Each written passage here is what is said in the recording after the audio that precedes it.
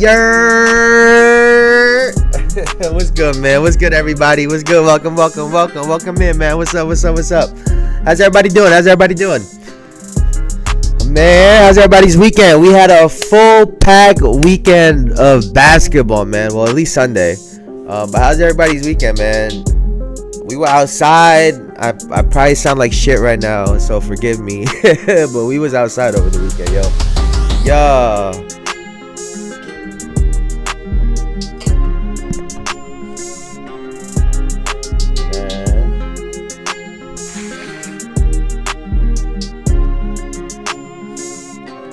One of these days, I think I'm gonna no bullshit have to do a show with tissue on my nose, bro. So if I gotta do that, forgive me. The show must go on. Ignore it. Just pretend it's not even there, bro. But yeah. Okay. All right. Okay. I like this part. We're here. Yup.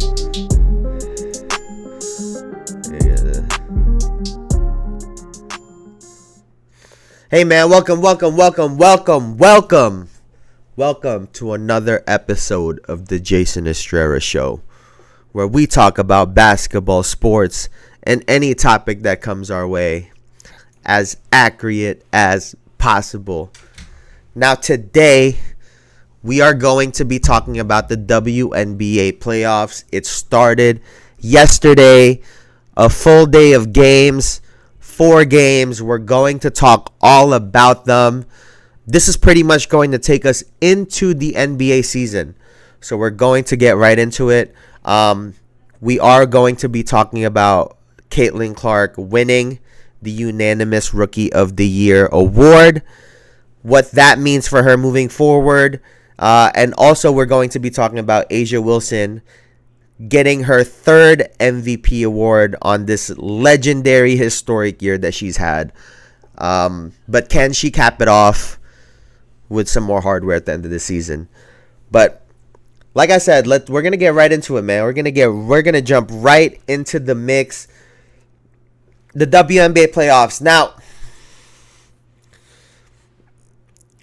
there were 4 games.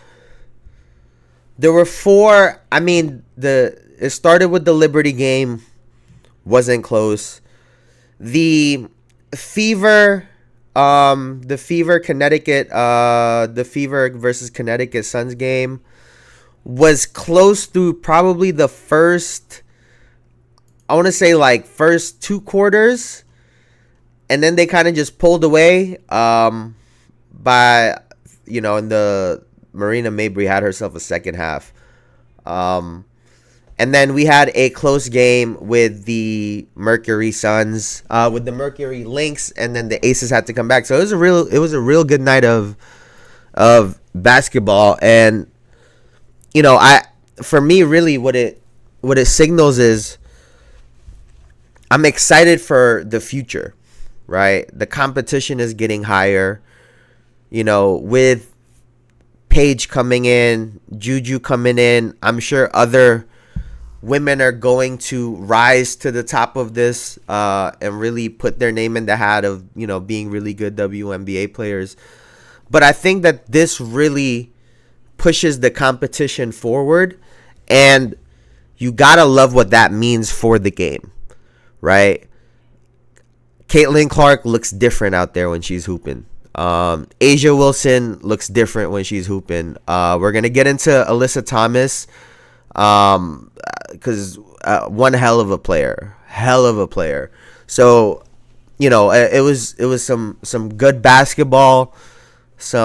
We got a blowout. We got some tight games. We got a comeback. I mean, we got everything that we could ask for on the first day of the playoffs. So we will start with obviously the most popular player in all of the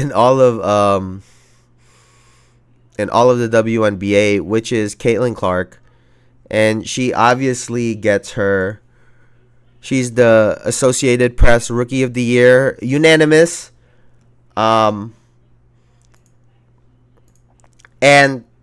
we obviously saw this coming, right? But I don't think that takes away from the accomplishment, right? She was the most hyped WNBA player coming into the league. And don't let some of the conversation around her fool you as of late. A lot of analysts have started changing their tune in the middle of this year, right? Do I think that the media fabricated some of the conflict between the players and Caitlin Clark? Yes. Was some of it there? Of course. And with that, right, came a lot of scrutiny, came a lot of eyes, came a lot of critique and criticism, right? The conversation before she dribbled the basketball in the WNBA was, it's going to take her a while to adjust to the game. And I'm not going to lie to you. She made mistakes. Obviously, it wasn't all pretty. But honestly, probably 4 games in, I knew she was good. And by the end of the year, she was in the MVP voting. And to not just live up to the hype, in some ways, I think she's kind of surpassed it. No one would have thought that she was going to be an MVP in the MVP voting in her rookie year. That she would be able to replicate some of the shots and the way that she played in college to the WNBA. I'm sure a lot of people didn't think that would be the case, right? To take physical contact, whether you want to call it bullying, whether you think it's a part of the game, she had to deal with it. To be able to deal with all of that, all of the eyes, and still perform, and not just perform, but get better as the season has progressed. Yeah, she's absolutely lived up, if not surpassed even her own hype. And moving forward, I think that it's a great sign for the WNBA because now she's going to keep balling. So her light is going to keep growing, right? And I think that Paige, I think that Juju, even Cameron Brink, who was injured this season, Angel Reese, I think all of them are going to perform and perform at a high level, which I think elevates the WNBA. And Caitlin Clark is spearheading that.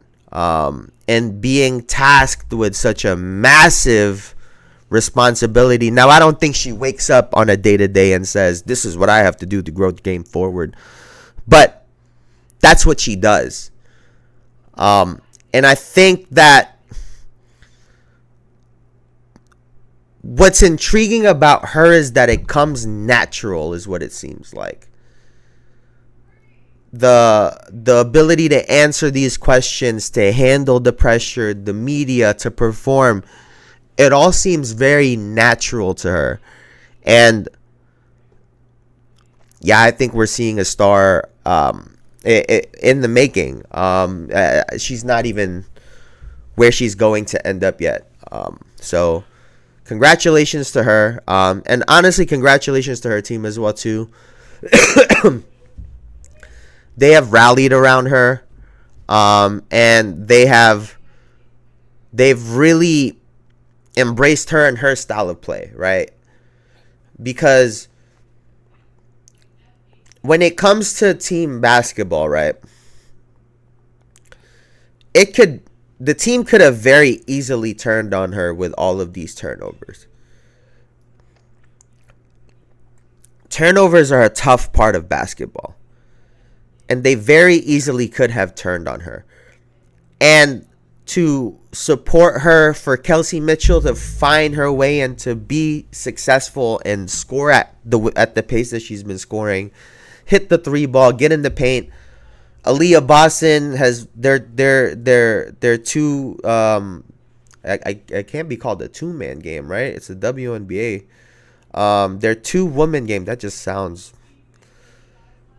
Their guard big game. I don't know, but they've found their rhythm. So a lot of kudos to her teammates, because they got to finish those assists too, right? They got to make those shots.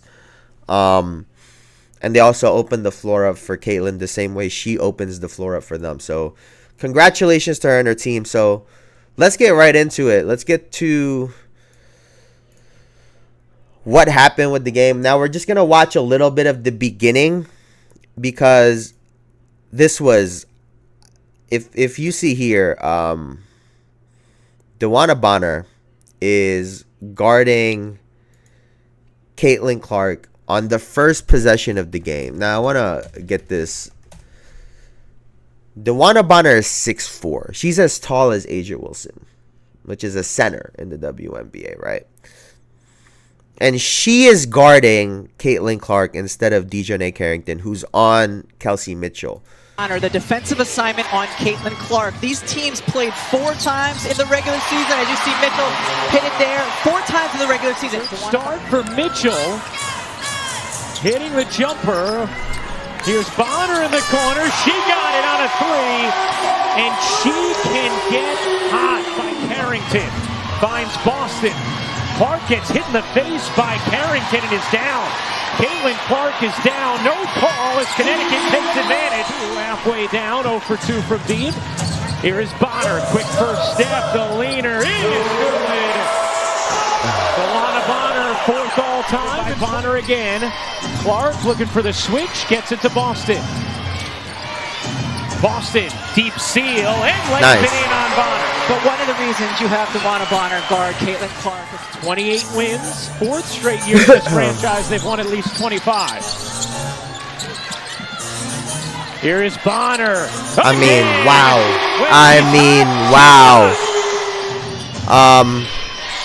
Mitchell floats it to Boston. Boston jumper in. So, I mean, I'm going to just cut to the chase, right? This matchup gets very difficult for the Sun. I mean, for the Fever, right? The switch of putting Bonner on Clark, adding height, because call it what it is, right? As the season has progressed, Caitlin Clark's been able to handle the physicality from all of these point guards. She finds a way to get around the corner when she's going to the right. And whenever they turn, she just pulls it back, and her step back going to the left is damn near money.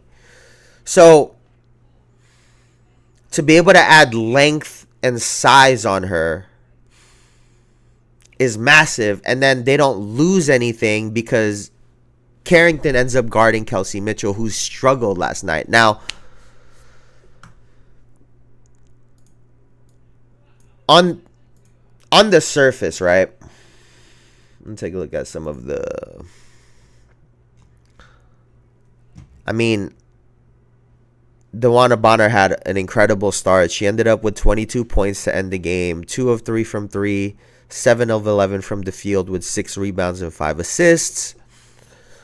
Alyssa Thomas, another triple-double. What more can you say? 12, 13, and 10. I mean, and then Marina Mabry, the pickup in the middle of the season, off the bench with 27 points. 5 of 12 from 3, right? Yeah, 5 of 12 from 3. 9 of 20 from the field. And for the Fever, this is what you don't want to see. 2 of 10 from 3 for Kelsey Mitchell. 2 of 13 from Caitlin Clark. And that was the story of the game.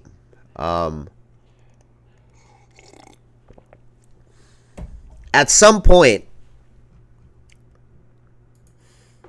the Sun started to hit a whole bunch of shots, and they just never fell for Caitlin Clark and Kelsey Mitchell. It was one of those situations where you live and die by the 3-point line, and they died by it last night. And moving forward, what adjustment can they make? Right. Now, I think the first thing that they would have to do is Kelsey Mitchell's going to have to start bringing the ball up. And because now that puts Connecticut Sun in a situation where they can't really press her, because if Carrington gets lost in the backcourt, Kelsey Mitchell's so fast and she can make a play, right? And they're going to have to get Caitlin Clark moving off of picks to get DeWanna Bonner off of her body. And the problem that the Indiana Fever have is when it comes to the offensive side for the Connecticut Sun, they're just so fluid running their offense through Alyssa Thomas. She's just incredible. Now, I know she has they're talking about her torn labrum. I actually didn't even know that prior to, in both shoulders, which is incredible. Which, if you really think about it, it would be unfair if she was hitting all of these layups and these shots and getting the assists and the rebounds that she gets. It's like God had to nerf her. But just talk about a triple-double machine, running the offense as a forward from the top of the key, spreading the floor out. And then you have a DeWanna Bonner with size that can stretch the floor. Marina Mabry comes off the bench and gets 27. It's just a really tough combo for the Fever to deal with. Like I said, I think their only way is going to be for Kelsey Mitchell to try to be the point of attack and have Caitlin Clark be your second point of contact, right? So if Kelsey Mitchell can try to get downhill, get past Dejanay Carrington, if that doesn't work, have Caitlin Clark coming off the ball and then start running your offense like that. Because right now, they're running these sets. They're putting size on Clark. She's not getting the ball around to Aaliyah Boston. It's just, everything is difficult, right? Now, I know that Carrington is a good defender. We talk about the who? Oh, the eye poke? No, I have not spoken about the eye poke yet, actually. I was gonna get to that in a second because I have a whole thing on what happened in the fucking first quarter. But with all that being said, going into after the first half, the game was pretty tight, and they still kind of had a chance. People said it's unintentional. These motherfuckers turn clumsy only when they play CC. Well, since you brought it up, is it me or were them referees trying to get Aaliyah Boston up out of there early? There was the call early on, the challenge, right? She wasn't even near the play, and they called it on her, and then after that, called the foul on her anyway. The next play down or 2 plays later, and then that was followed by the Caitlin Clark eye poke, right? But it didn't even end there, right? There were 2 possessions in the game. It was in the middle of the first quarter, I believe. I think one was earlier and one was towards the end where they got the ball on a fast break opportunity. And the play had to be stopped because the shot clock, instead of changing back to 24, was changing to 14. And they would stop the play. So there was 2 fast break opportunities, right? Now, anyone that's ever watched basketball for a long time knows. You're not winning or losing by those two calls. You're not winning or losing by some of these foul calls, right? Like, it just is what it is. But that's a lot of fucking coincidences.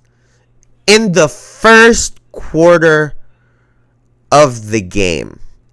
And it was a home game for the Connecticut Sun. That's just a lot of oops. It's a lot of, oh, my bad. That just happened, right? That's why, the eye poke, I think we can argue that shit all day long, right?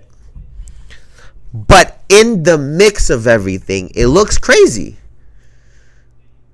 It looks crazy. They had to waste the challenge call early because Aaliyah Boston getting a foul call that early in the game was a problem. And if the game would have continued as it did, she would have had 2 fouls in like the first couple minutes of the game. Caitlin Clark gets the eye poke. She obviously stays in. And then everything else ensues. Now, I've spoken about the refs before, right? I already said they're not going anywhere. Maybe this is just part of the course, right? Can't give her everything. Caitlin Clark can't win absolutely everything in her rookie year. But I did think everything was interesting. It was very interesting, especially when you think of a team that, I mean, not even just a team, a game of basketball that's so reliant on rhythm. Rhythm and momentum is the name of the game, right? And, obviously, like I said, the game was still close, even with all of those things happening. And obviously, Marina Mabrey had herself a hell of a second half that really pushed the game away, and that was really the difference in the game. But yeah, a lot of oopsies happened in the middle of that shit, man. There's some questionable shit going on. Now, moving forward, I do think that the Indiana Fever have a chance. I don't think it's a great chance, but I think they have a chance. So we'll talk about that a little bit more tomorrow. Going into the games, there are no games tonight, but let's move right along to the now. Right, we have the now. Let's see this. Dog. We have the now 3-time MVP award winner, A'ja Wilson.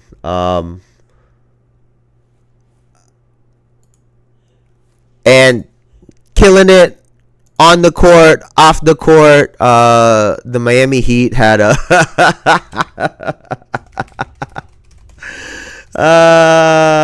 hold on, let me pull it up. This is fucking hilarious, bro. Wait, where's the shit, man?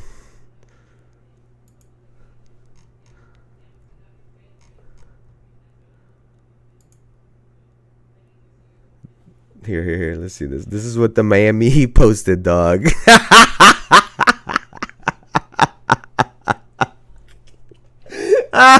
Yo, like, why are they being so federal, man? So A'ja Wilson, gets the award to go with the year, right? And she's still, I mean, there's nothing on this yet, right?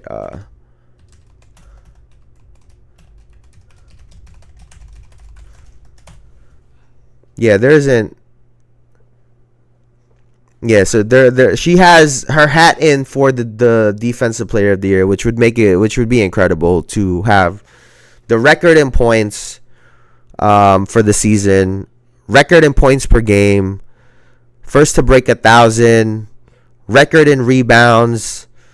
unanimous MVP, 3 times MVP. I mean, the list just goes on. And if she can add a Defensive Player of the Year award to that, that's just incredible. We've talked about it before. Where does she go from here, right? And this is the thing about these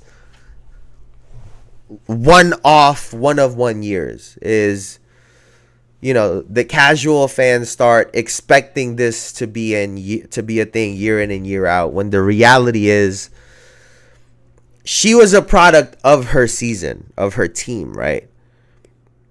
They needed every bit of those 1,000+ points, all of those rebounds, blocks. They needed every bit of all of that effort to even be in this position. Because let's call it what it is. All of them have had a down year, right? Due to injury or whatnot. But Asia Wilson for Prez, she literally, they needed every bit of it. I always talk about this like the Kobe Bryant 81-point game. They needed every single one of those points in that game, and they've needed every single one of Asia Wilson's historic year. And so obviously replicating it would be really hard. And the reality is, I don't want to be that guy, but that rebounding record is probably getting taken down next year. Let's just, it's probably getting taken down this next year. Angel Reese going down was kind of the perfect scenario for all of this to happen. And like I said, for all of it to line up for her in this year, because had Angel Reese played, she wouldn't have the rebounding record. And now she gets to put that in the history books. Whatever happens next year is next year. But this year is the year that she still had. So congratulations to Asia Wilson. Her midi game is just fucking unreal, bro. Unreal. She had a slow start to yesterday's game. But they really turned it on. They really turned that shit on. So let's take a look at how this kind of turned out in the middle of, what is this, the third quarter?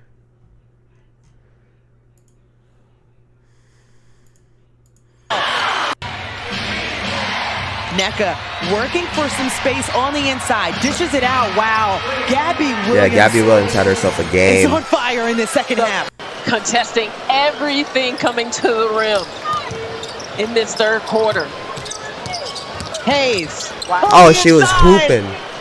She was hooping. So crafty on the inside. Becky spazzed on us. You know how that was the description. Wait, hold on. We actually got to get to the end here because Chelsea Gray was hitting some shit in this game.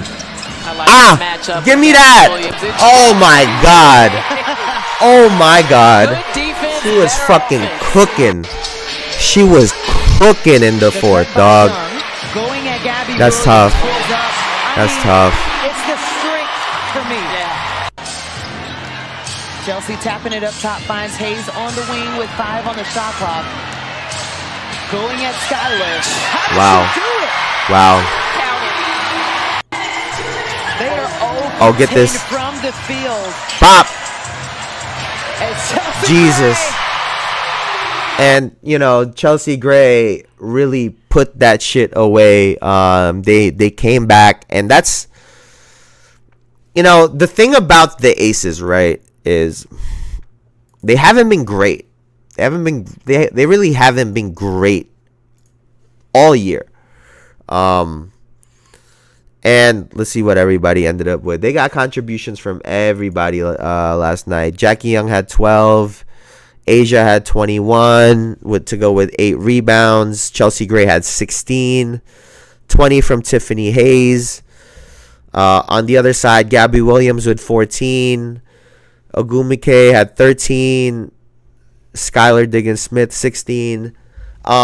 So it really was a back and forth kind of game until Chelsea Gray really just put that shit away in the end. And I guess this is why you always give the Aces a puncher's chance, because they have a player in Asia Wilson who can hit those mid-range shots consistently, and we all know what that does in winning scenarios, right? You have a Chelsea Gray who just, I don't even know where that shit came from, but she did something similar during the Olympics. Finals MVP before, been there, done that, knows how to perform on a big stage, and it wasn't pretty, but they got the victory. So I think for them, it's one of those scenarios where, all right, they're like, we just got to get there. We got to keep the game close, and we'll give ourselves a chance. Now, how long can that last? Because, obviously, if you're looking down the line at who they could be facing, it doesn't really work out that great, right? Because, you don't want to be facing the New York Liberty depending on being able to turn it on at the end of a game. Now, speaking of the New York Liberty,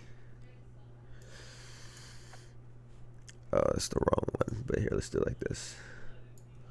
Speaking of the New York Liberty, they cruised to an easy victory against the Atlanta Dream.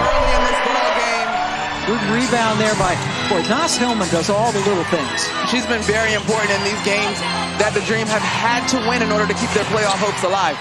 Driving on Laney, and she gets it in. Hillman. This is a matchup I'm excited about in this one. Jonquel Jones and Tina Charles, both terrific in the paint. Dog trolling me. I've had this page up for a minute. Jones off glass. New York has not missed a shot from the floor yet. Thievish keeps him focused. Record-breaking they were year in just so many respects. Alicia Gray guarded by Ionescu, puts it up, and then Ionescu got her. Last foul was on Charles, who buttons up Jones. They were just literally hitting everything in the first quarter. This New York Liberty squad is. Nice hezzy by Vandersloot, and then Sabrina. And, they were just shitting on them. They ended up winning the game 83-69. They didn't miss a shot for the first 7 minutes of that game. They did not miss a shot. Stewie ended up with 20 and 11 to go with 3 assists. Fibbich ended up with 21. Sabrina ended up with 17. Pretty consistent throughout. Ryan Howard had 14 for the Dream, and Tina Charles had 12. So, is this the New York Liberty's championship to lose this season? Now, they obviously came in short last year against the Aces and have been nothing short of dominant this year.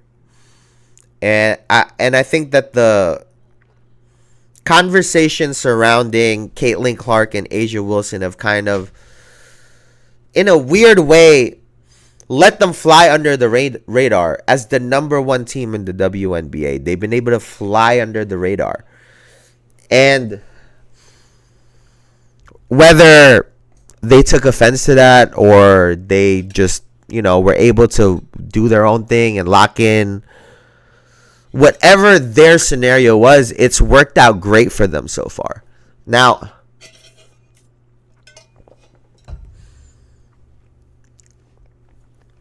the tough part about being in that spot is the game is about who can make less mistakes, right? And there comes a time sometimes when a team is on a run like this where they'll sometimes play to not lose instead of playing to win. What that means is not doing what they do naturally. Now, I'm not saying that that's going to happen yet, but it's happened before. Especially when a team doesn't get challenged. And, cruising through the WNBA final, and then you get to the finals and you get punched in the face game one. Sometimes it's hard to recover. But assuming the Aces can get through the Seattle Storm and the Liberty can get through the Atlanta Dream, we get a rematch in the conference finals of last year's WNBA finals. So we'll see early on, I think, whether or not this is the New York Liberty's championship to lose. I really do believe that, because they're going to get that test. We're going to get the Stewie Asia Wilson rematch, and we'll see, like I said, very early on, whether or not this team is destined for this victory, or if Asia Wilson is gonna play spoiler in their story. So I'm excited, man. I'm excited because obviously rooting for New York. Asia Wilson has been incredible, but you gotta root for New York. And I love to see that matchup. Who is gonna come out? Who's gonna come out? The team that's been number one all year, or the reigning champs peaking at the right time, right? It's a great story, and obviously, they don't want to get too far ahead of themselves either, but it's just an exciting situation. Exciting situation. So we're moving right along, man. We're moving right along.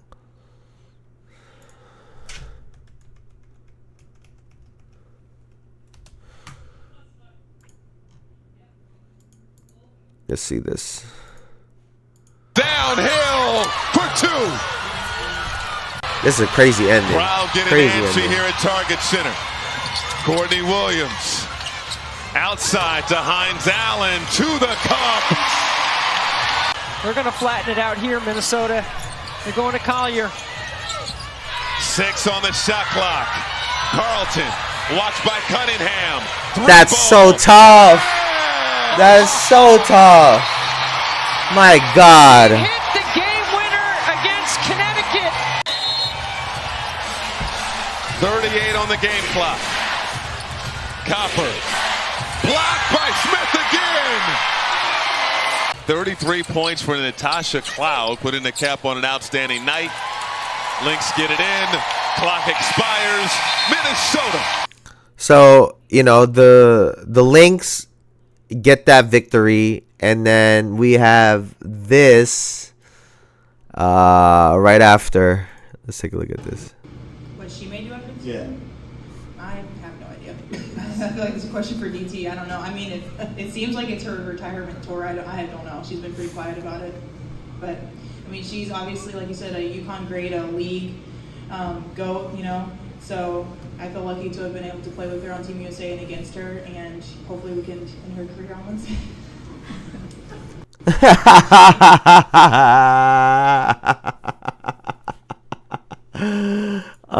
So, obviously Napisha Collier talking a little bit, some people thought was trash, and then she actually, here, I forgot to put this bar. She cleared it up. Okay, I just meant that I want us to win the game on Wednesday so we don't go to a game 3. Please don't hype this. So, hey, man, talk your talk. Fuck it. We gotta get rid of the old guard. But tough, obviously, for Diana Taurasi and co. She's obviously at the end of her career. Be a totally different situation if this was Diana Taurasi of old. And even honestly, for her to even be in this spot at this point in her career is impressive. So, kudos to her. Now, let me see, where the fuck did I see it? See, because now they could potentially play, or they'd be playing the winner of the the Connecticut Fever series. So interesting, because I feel like Caitlin Clark has had some success against Minnesota. I think obviously the Sun would be a tough matchup as well, but if somehow, some way, the Indiana Fever can get past the Connecticut Sun, I do think that they match up pretty decent with the Lynx. And at that point, you're gambling. At that point, you're playing with house money if you're the Fever. But they would obviously have to get through the Connecticut Sun first to even have the chance at the Minnesota Lynx. And obviously, the Minnesota Lynx would have to get through the Mercury. So yeah, man, we got more games coming up tomorrow. I can't wait to see those games. But before we get out of here, we got to talk about this really quickly, because I thought this was hilarious. You see, we're in the time now. We're in this day and age where when you see something gets leaked on a timeline, you start thinking the fucking worst. And it was about the OKC Thunder. And I'm like, dog, what is happening? So apparently, this is the dog that. Can we not do this right now, bro? But apparently, that little image right there, I might just go back to it, was the. Let's see if they'll fucking show it, dog. Here. It won't let me skip it. Here, skip. Alright, let's go back here. So apparently this is the leaked image of the NBA Cup alternate court. Now, I personally don't think that this is a accidental leak. I think this is them testing out to see what the fans react with. And we'll change it accordingly. Because there was such a backlash on it last season. They're obviously trying to get it right. Now, I don't love these colorful ass courts. They already do the colorful ass jersey with the colorful ass sneakers. It's just too much fucking going on. It's too much. It's too much. It's too much. It hurts the eyes. Like my eyes be feeling overstimulated with a billion different colors in my fucking face. They got to cut the shit out. Do alternate jerseys, add some different highlights or whatever, but don't make the whole court orange and blue. Like, what are we doing? They look like a circus out there, dog. So, but yeah, I don't think that was a leak. I don't think that was an accidental leak, I should say. But yeah, man, that's gonna do it for me today. I will see y'all tomorrow. We're going to be putting we're gonna be putting in who we think is gonna win the games tomorrow and who's gonna win the series. So we'll get into that tomorrow. I'll see y'all until then. As always, it's been your boy. Thank y'all for joining me. Y'all could have been anywhere on the internet, but y'all were here with me, and I really appreciate y'all for that, man. Thank y'all. I'll see y'all tomorrow, man. Peace. Have a great rest of y'all day, man. Later. Thank y'all.